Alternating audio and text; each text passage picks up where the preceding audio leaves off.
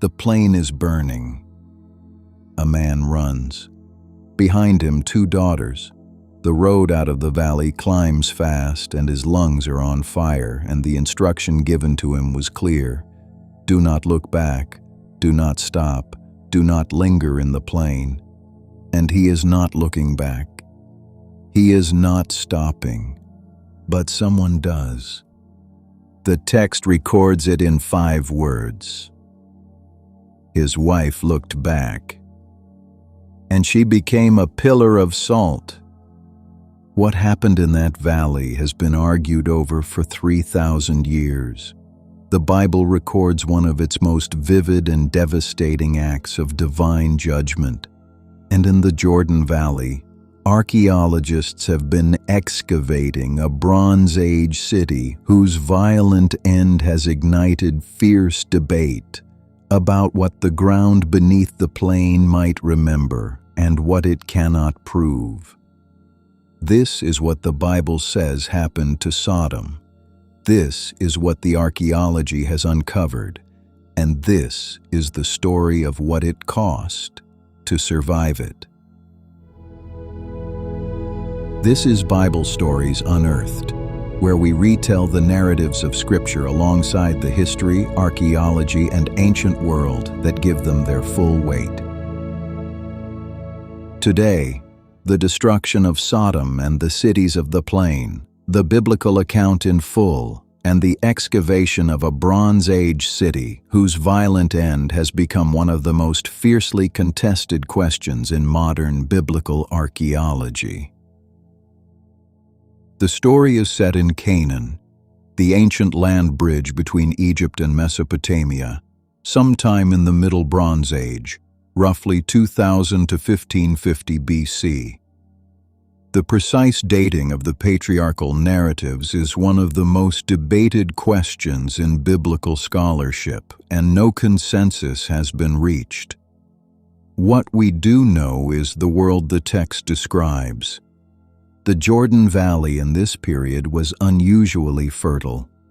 Ancient sources describe it as well-watered, like the garden of the Lord.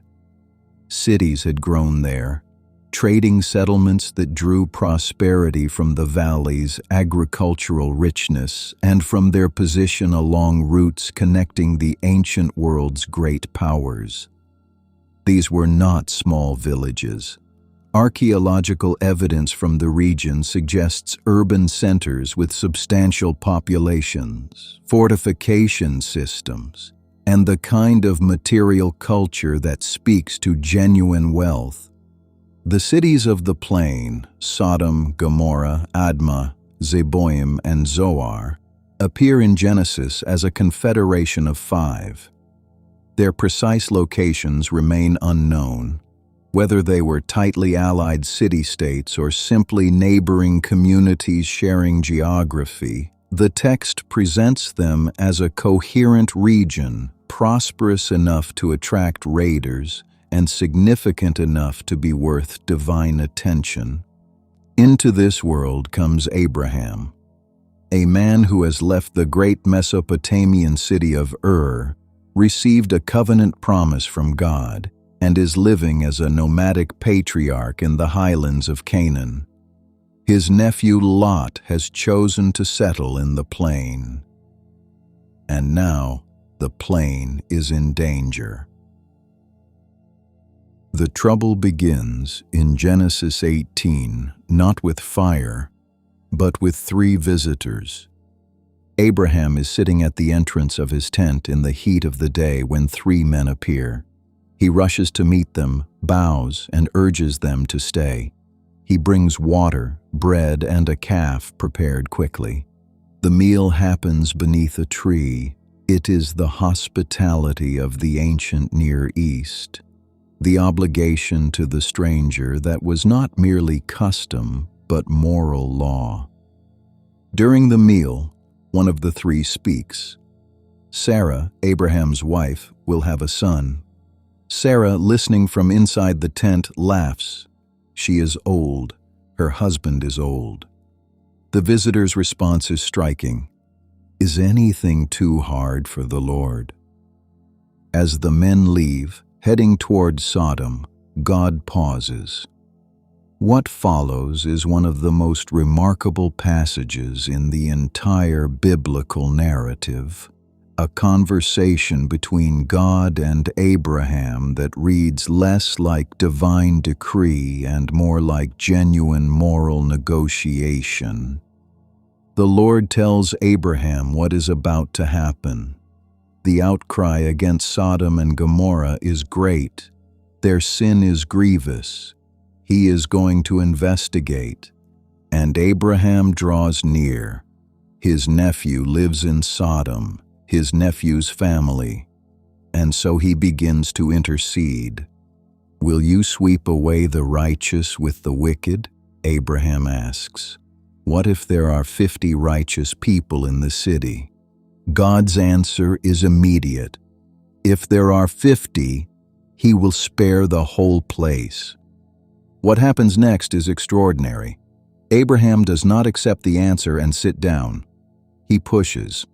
What if there are 45, 40, 30, 20? Each time God agrees, and each time Abraham takes another step. The negotiation comes down, finally, to 10. If 10 righteous people can be found in Sodom, the city will be spared.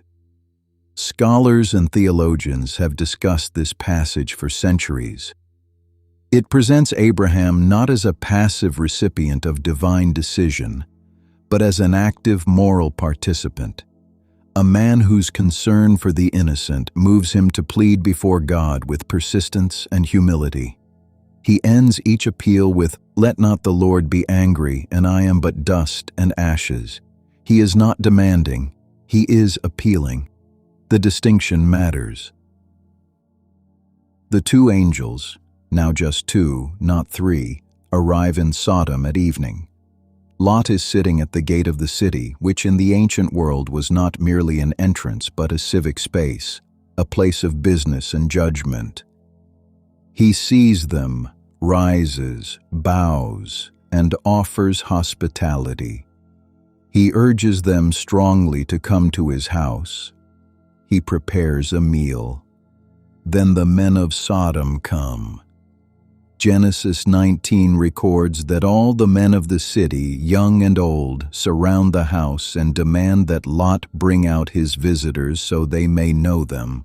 The Hebrew word used, yada, carries sexual connotation in this context, and the narrative's intent is reinforced by everything that follows.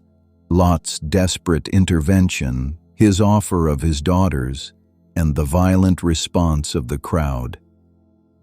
Lot goes out and pleads with them. His offer of his own daughters in place of his guests, an act that disturbs modern readers deeply and was not presented uncritically even in later biblical literature, speaks to the ancient calculus of hospitality obligation, where a host's duty to protect guests held extreme weight. It does not resolve the moral difficulty, but it locates Lot's desperation within a recognizable ancient ethical framework. The men of Sodom refuse, they turn on Lot, and then, according to the narrative, the angels act. They pull Lot back inside, strike the men at the door with blindness, and the confrontation ends. The angels tell Lot what is coming. Take your family. Leave. Now. Lot goes to his sons-in-law and warns them. The text records their response with devastating simplicity. He seemed to his sons-in-law to be jesting. They do not leave. At dawn, the angels are urgent. Take your wife and your 2 daughters who are here, or you will be swept away in the punishment of the city. Lot lingers. The text says he lingered. The angels seize him by the hand, and his wife's hand, and his daughter's hands, and bring them out of the city. Not because of Lot's urgency, because of God's mercy. Flee to the mountains, they say. Do not look behind you. Do not stop anywhere in the plain. Lot asks for a smaller city, Zoar, as refuge instead. The request is granted. As the sun rises, Lot enters Zoar. And then, in Genesis 19 verse 24, the text delivers one of the most stark judgment passages in all of Scripture. Then the Lord rained down burning sulfur on Sodom and Gomorrah from the Lord out of the heavens. Thus he overthrew those cities and the entire plain, destroying all those living in the cities and also the vegetation of the land. Lot's wife looks back. She becomes a pillar of salt. Abraham rises early the next morning and looks towards Sodom and Gomorrah. Dense smoke rises from the land like smoke from a furnace. The cities of the plain are gone.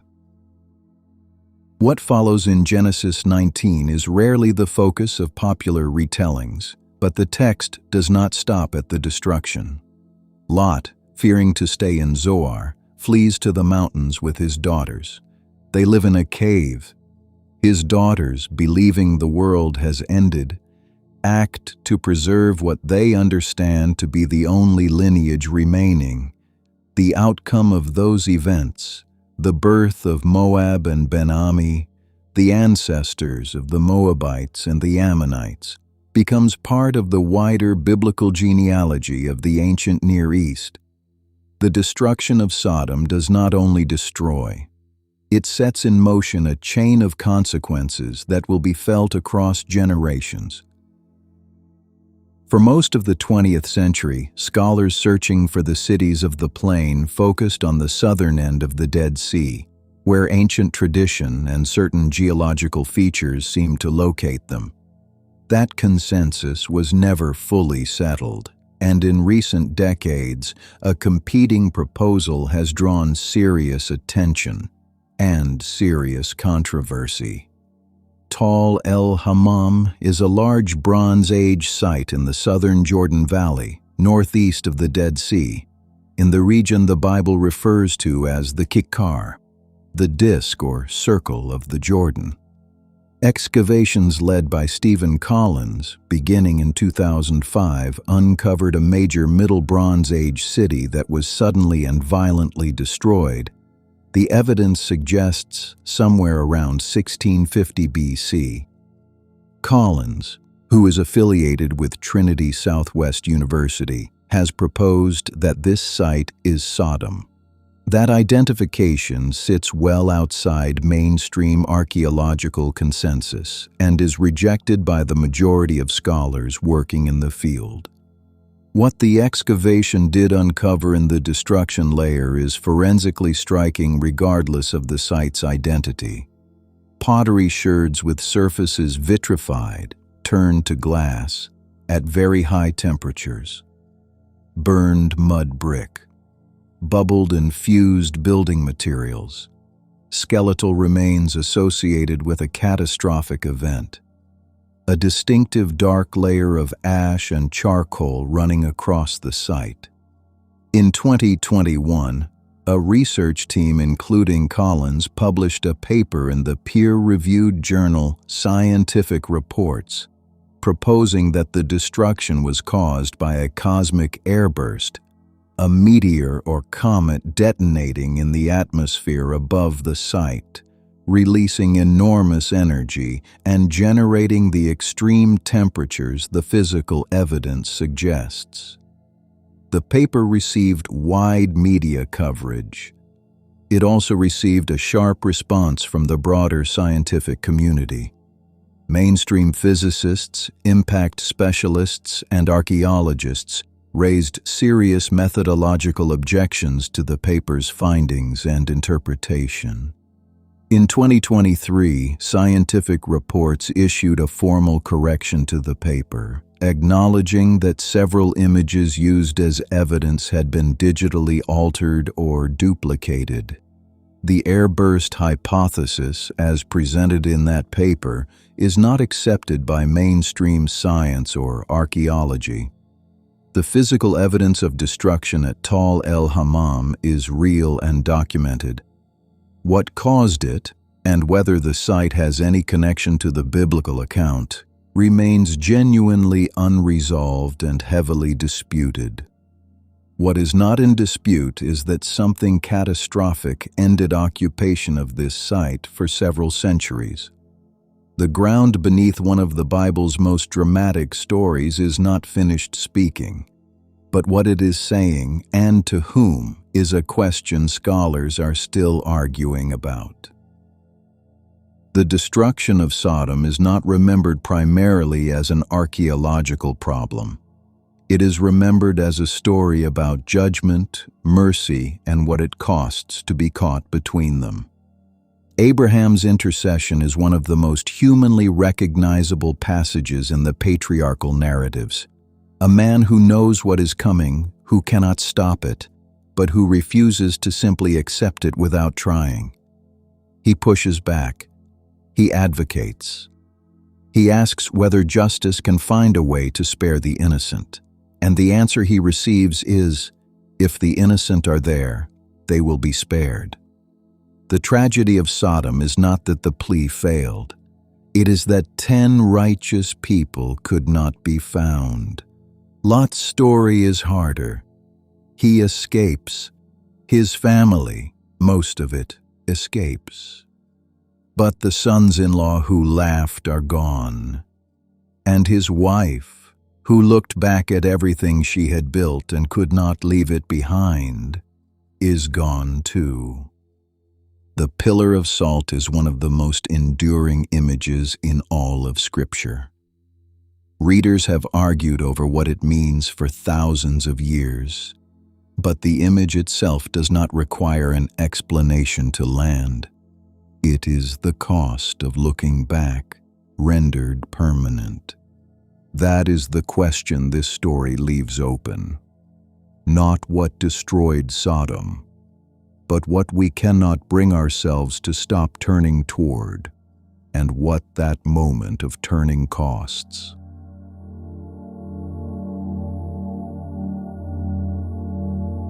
Thank you for being here.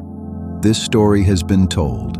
Subscribe and return to Bible Stories Unearthed. The book is open. Let's unearth more.